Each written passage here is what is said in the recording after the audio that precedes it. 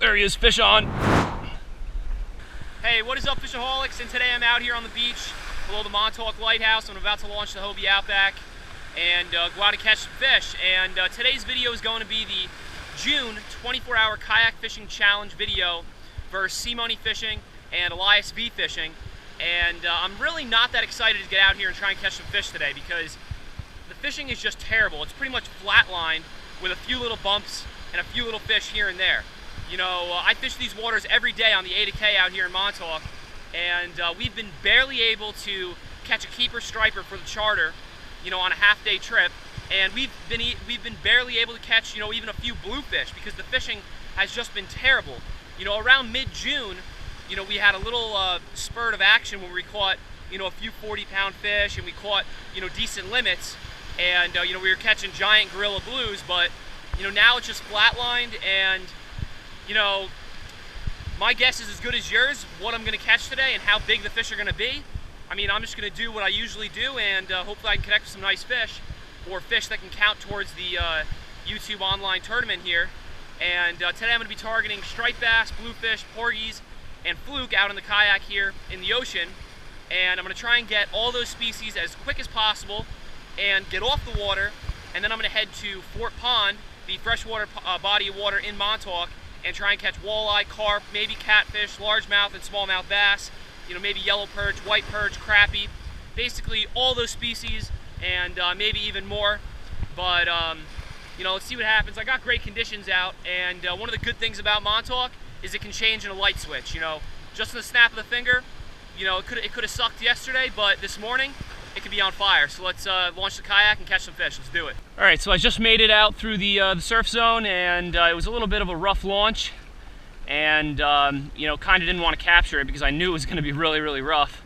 And I think I'm going to head out and work around false bar, north bar, trolling a few plugs, and then I might, you know, work out towards the rips with an umbrella rig to try and catch some striped bass and bluefish.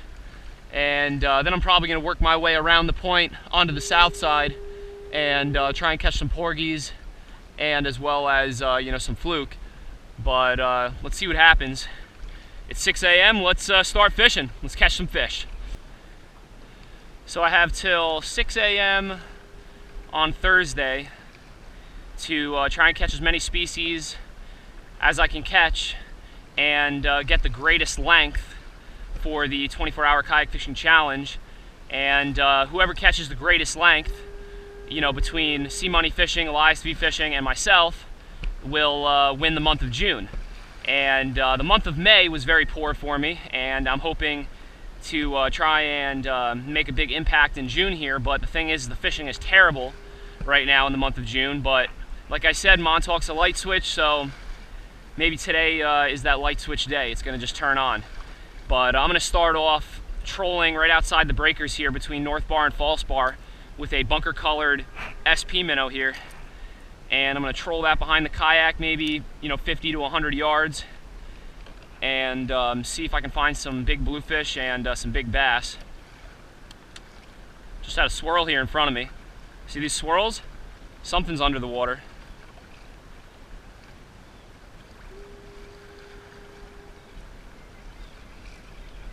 There he is, fish on. Fish on. I don't know what this is. Might be a bass.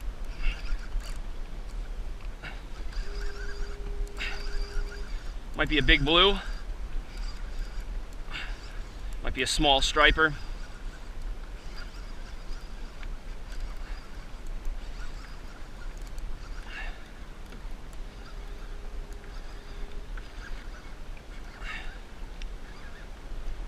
I think it's a bluefish. That looks like a 24-incher though, so that's good. First 24-incher of the day, because it takes, you know, a 24-incher to count it towards the 24-hour kayak fishing challenge. Oh, I might have to switch over to my bigger rod because this little reel might not have enough drag. This is my fluking rod and fluking reel.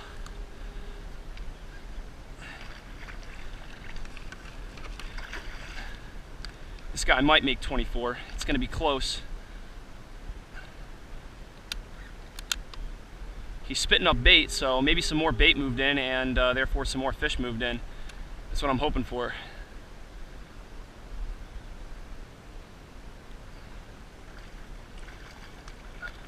This guy will definitely make 24 if I can get him in the boat.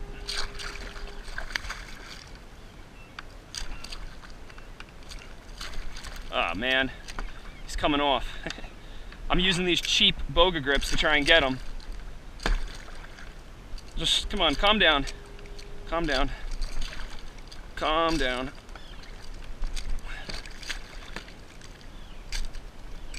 Oh! I need a pair of boga grips. These Berkeley cheap shits don't work too well. I got them though. I'm gonna just unhook them and put them on the bump board, and hopefully he measures 24 inches. It's only 6:06 right now. 6 minutes of fishing, or not even, and I got my first fish. All right, let's get the bump board out and get a good measurement on him.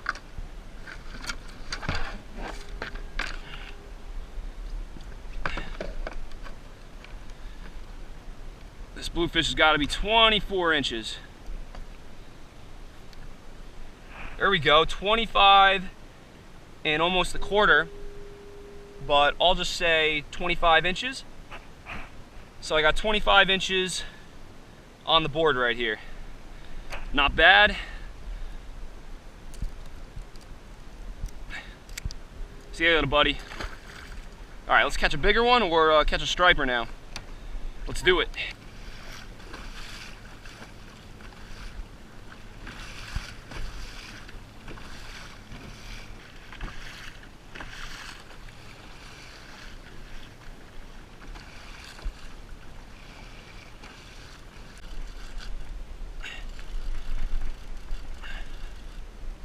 Hooked up with a small fish. Might be a small bass or a small bluefish.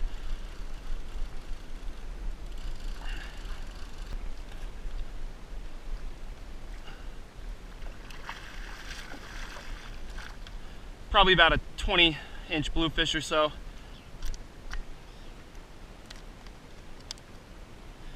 They don't know when to let go. This is a long one. I'll put them on the bump board. I might be able to get another inch out of them or something. My other one was 25. This blue here is 24 and a half about. So, doesn't really help me at all. Let's start fluking and porgy fishing. I'll probably start bass fishing again once the tide changes around. Alright, well I'm going to start porgy fishing first before I try and catch fluke, because I think catching porgies will be a little bit faster action than fluke fishing. And you know, I just got a drop shot rig here with an open little hook, and I tipped this little hook with a piece of American eel strip bait, which is my favorite little bait to kind of use for porgies and fluke and, you know, all types of bottom fish, because, you know, it's super strong, American eel. So you can catch multiple fish on one little piece of bait. And I'm dropping it down now, and if there are fish here, I should get a bite right away. There he is. Fish on.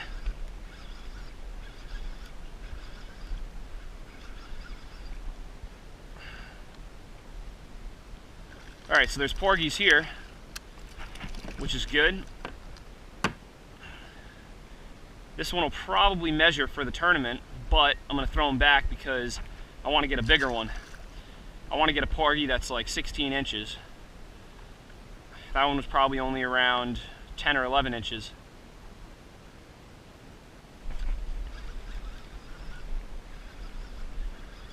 This one might be a little bigger. No, not really. About the same size, probably about a 10-incher. This guy's a little on the smaller side. Like I said, I'm looking for those dinner plate sized porgies.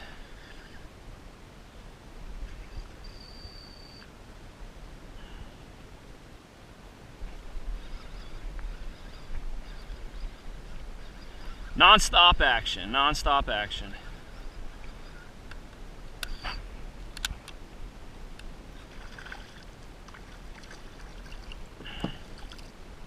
Still like a 10-incher or so.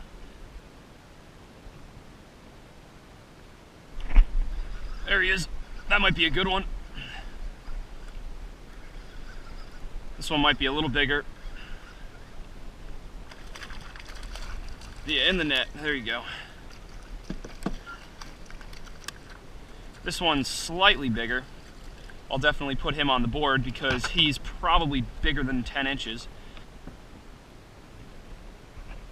Nice little chunky Porgy there.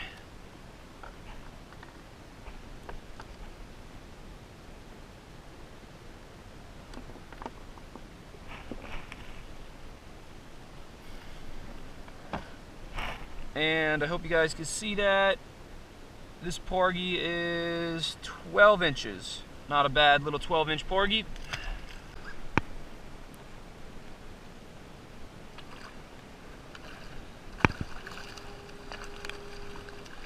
Another big scup. This one might give me another couple inches. This one might be around 14, 15 inches. This one here is definitely a little larger. Let's put him on the bump board and see what we got.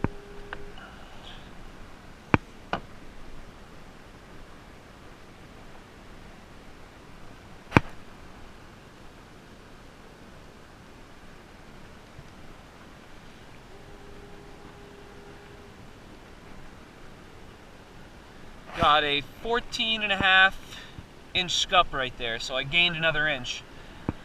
That's pretty sweet. So now I have a 25-inch bluefish and a 14.5-inch scup. The fog's lifting a little bit now. You know, the sun's starting to work its way through the clouds and burn off some of this fog a little bit, but you can just see on the land here how foggy it is. But hopefully, you know, it burns off, in the next 20-30 minutes or so, because that's when I want to start fishing the rips up front. But I'm going to keep fishing this little spro bucktail until then. This fog out here is starting to lighten up a little bit now since the sun started coming out. And I can finally see some of the boats that are out here in front of me fishing. And the lighthouse isn't entirely hidden anymore. So that's pretty good. And I'm looking back up front here, and I can see there's a little bit of trickle of incoming current right now, so I could probably start trolling for bass pretty soon. But I'm going to give it another 20-30 minutes with this spro bucktail, trying to catch a fluke or a sea bass, and then I'll probably start bassing.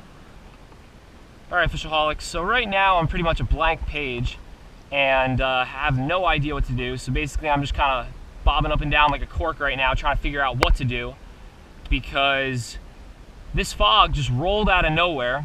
It did lift, and then it came back again, and you can barely see the lighthouse, and I'm only like 100 yards off the lighthouse, but all around me it is completely fogged out right now. And these are probably the worst conditions to be out here off the lighthouse, and I probably shouldn't even be out here right now.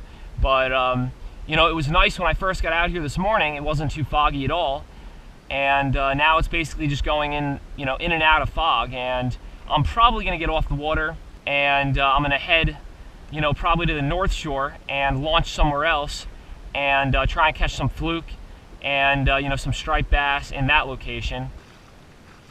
Alright guys, so I made it to Fort Pond Bay, or the north side of Montauk, and I'm working my way to my fluking spot, and hopefully I can catch an 18-inch or greater fluke on some light tackle here fairly quickly, and then I can leave the water here and go freshwater fishing as soon as possible so that I can catch as many freshwater species. And then actually, after I go freshwater fishing, I might even come back to this spot to fish the outgoing tide at night for striped bass, because this fluking spot that I'm going to is an exceptional striper spot. But I'm either going to go here or the lighthouse. I still haven't decided yet, but I'm going to be doing some night fishing.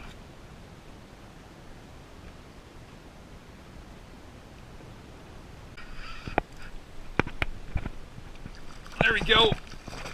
There we go, I got him. First fluke of the day, of the outing, and this fish might make 18. I might have to stretch him a little bit, but he might make 18.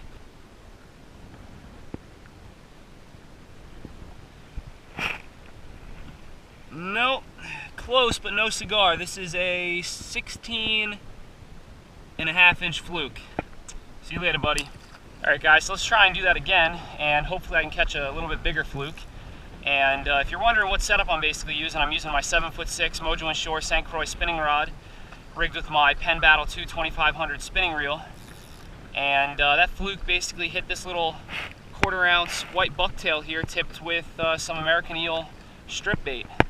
And I love using American eel as my strip bait because it just flows through the water so naturally, and it is super tough. I can probably catch, 30 fish on one piece of bait. Just looked into a good fluke here. That might be 18. It's going to be another measurer. It's going to be pretty close. Oh, that's a 17-inch fluke right there. Close, but no cigar. Real dark fish, real pretty.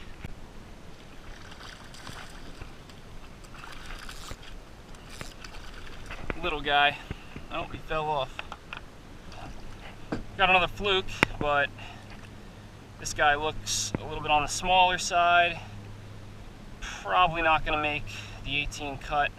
I'm going to do one final drift to try and catch an 18-inch or greater fluke, and then I'm going to probably get off the water here and go to freshwater, because I can't spend too much time fishing here to try and catch that 18-inch fluke when I can go to freshwater and get more inches. Alright guys, so I made it to Fort Pond, the largest freshwater body of water in Montauk, and all I can say right now is, man, this 24-hour kayak fishing challenge is taking a toll on me, because I'm making mistakes, and I'm making mistakes because I'm tired. I'm starting to feel a little fatigued. And one example of a mistake I made is right here where it says Humminbird. I should have my Humminbird fish finder that would help me catch some bass and some walleye out here on Fort Pond, but I lost my battery. I had it this morning, and I think when I was leaving early this morning, bright and early, I think I must have left the battery on top of my car or on the cooler on the back of my car, and then I drove away, and therefore I don't have it. And I spent like a good 45 minutes searching for it back in my house and in my car, and it's nowhere to be found, so I'm assuming I left it behind somewhere, and it's probably broken. So I don't have a fish finder, and it's kind of good news, but I have a handheld GPS which has the lake maps of Fort Pond on this little GPS here. But there's a little twist. The handheld GPS that had all my waypoints and areas basically marked where I caught all my fish, in the past years, broke last week, so I had to buy a brand new one, and this brand new one has nothing marked on it. So basically all I have right now is a lake map, and I'm hopefully going to be able to use my mind and knowledge of the lake to come out here and catch some smallmouth bass, largemouth bass, and some walleye.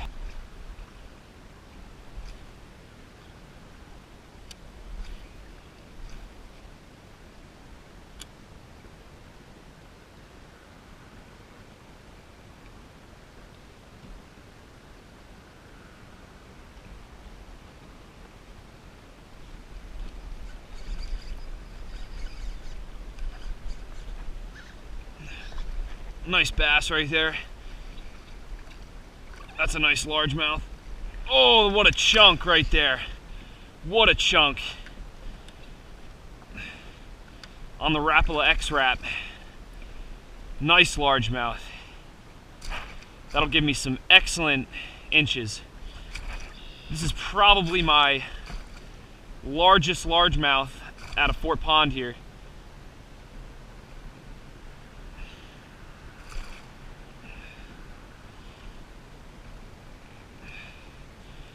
This fish just smoked it. What a nice bass. This will give me a few extra inches. This will give me a few extra really good inches that I need. Easy there, baby. Easy, easy, easy.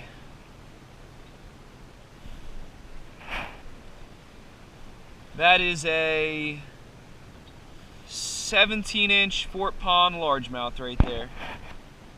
I hope you guys can see that. Nose is on the bump, and 17 inches. Woo! Alright, let's get this big girl back in the water and on her way. Thanks, baby, for giving me 17 inches.